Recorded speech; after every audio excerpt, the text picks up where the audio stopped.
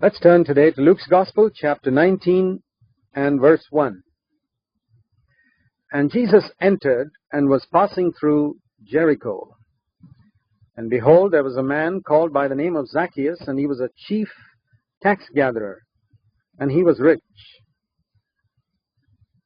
Here's another rich young ruler, as it were, a rich young tax collector.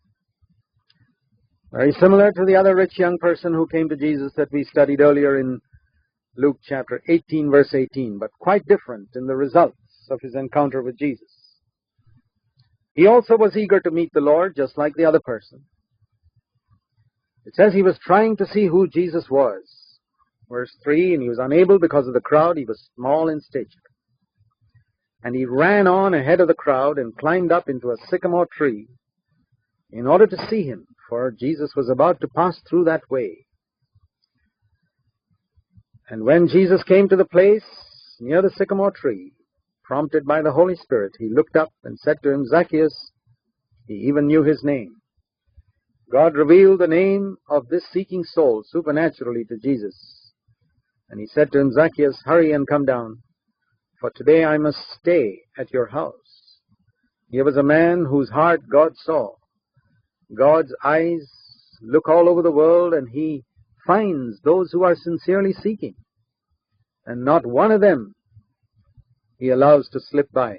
Any sincere seeking soul, he's a rewarder of all those who diligently seek him, we read in Hebrews 11:6. He was that 2,000 years ago, and he is the same today. Anyone who is seeking the Lord like Zacchaeus, anywhere in the world, God will not allow him to be passed by. Jesus will stop. And not only say that I want to meet you, but I want to stay at your house. He wants to come into a permanent fellowship with such people. And look at the response of Zacchaeus. He hurried and came down and received him gladly. He was a rich man, unlike the other rich young ruler who had earned all his money honestly. Zacchaeus had become rich by cheating others. He was dishonest. And yet it was Zacchaeus who found a place in God's kingdom finally. Jesus said to the religious leaders of his day, the prostitutes and thieves and the tax collectors will get into God's kingdom before you. And that's exactly what we see here. And when the other people saw it, they all began to grumble among themselves, saying, he has gone to be the guest of a man who is a sinner. They looked down on sinners. Jesus came to save sinners. Jesus didn't allow people to live in their sin, but he came to save them. He wouldn't turn away from a man just because he was a sinner. He doesn't turn away from you because you're a sinner. You can be the greatest sinner in the whole world, and Jesus won't turn you away on that count.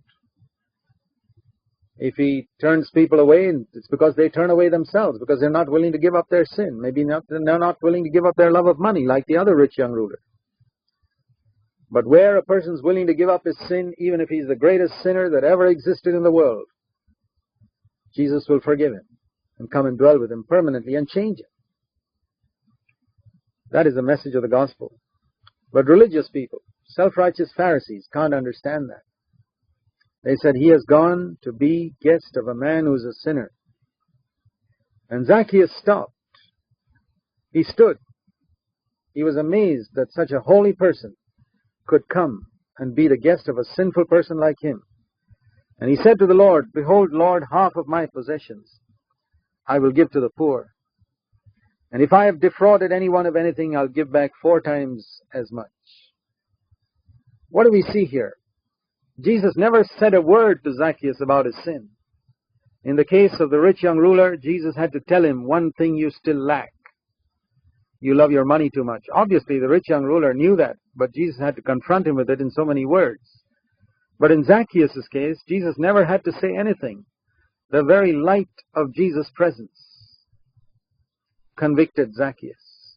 In other words, Zacchaeus was so sensitive that the very presence of Jesus convicted him without Jesus telling him anything about his cheating others. Whereas in the case of the other rich young ruler, not only did the presence of Jesus not convict him, but even Jesus' words did not stir him to give up everything. Here we read Zacchaeus stood and said, not only concerning returning all the money that he had cheated others of, but He was going to give half of his possessions to the poor. He was going to be generous. He knew that generosity was also important, to be free from the love of money. Not just that we return what we have taken wrongfully, that is righteousness, but to help those in need, that is to go the second mile. And that is faithfulness. And to be faithful with material things is a far greater and a far higher thing than just being righteous with material things and money. We don't get free from the love of mammon by giving back the money we have cheated or by returning the money we have borrowed from others. A lot of people who don't cheat others, who don't have any money on their account which has come through cheating others, who don't have any money which is a loan or borrowed, but who are still not faithful in money matters. And you remember when we considered Luke chapter 16, Jesus said, if you have not been faithful, verse 11, not righteous, but faithful, if you have not been faithful in the use of unrighteous mammon, who will entrust the true riches to you? And he said, Lord, if I have cheated anyone, and there were people he knew he had cheated, I'm going to give back 4 times as much. Not just the interest, but any loss or inconvenience that had come to those people because he had taken more taxes from them than was righteously due. He was going to return and make up for it by returning 4 times as much. In those days also there were corrupt tax collectors as there are today. This is not a peculiar phenomenon of the 20th century. It was there in the first century too. Corrupt tax collectors who collect more tax than is due. And Jesus never condemned the poor people who were forced to pay these taxes. He condemned the tax collectors. It's very important to remember that. Jesus doesn't condemn the poor people who are forced to pay more taxes today. He condemns the people who collect those taxes. We shouldn't be Pharisees here. And this corrupt tax collector was converted. That's a miracle. One rarely sees these days a corrupt tax collector getting converted. Particularly if he's made a lot of money.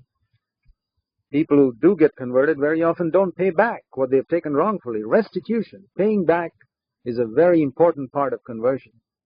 And it is when Zacchaeus said, I will make restitution. I'll give back what I have taken wrongfully 4 times. I will first of all give half my possessions to the poor. Now if Zacchaeus had been a shrewd, calculating people like most Jews are, he would have put it like this in Luke 19:8. He said, Lord, I'll first give away 4 times as much to those whom I've cheated anybody of. And then from what's remaining, I'll give half away to the poor. If he had put it like that, he would have ended up with more money than the way he put it. Work that out for yourself and see. He first said, I'll give away half my possessions to the poor. His income has been reduced, his wealth has been reduced to 50%. And then from that, he says, I'll give back 4 times as much to those I've cheated. He wasn't shrewd and calculating. He was going to end up with less. And he was generous. And he was willing to make restitution. When Jesus saw these 2 things, he said, today, salvation has come to this house. When did Jesus say salvation had come? Very often today, preachers tell people that salvation has come long before they have come to this place. When a person has repented of his sins, how do we know that he's genuinely repented? One proof is that he's willing to set matters right concerning those things that he did wrong in his previous life. That is one of the clearest proofs of genuine conversion. Jesus looked for it.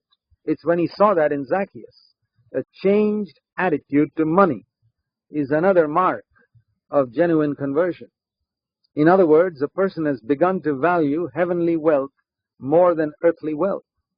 Now, sad to say, that's not true of a lot of converts today, and that's why today's conversions are not as deep and thorough as Zacchaeus's.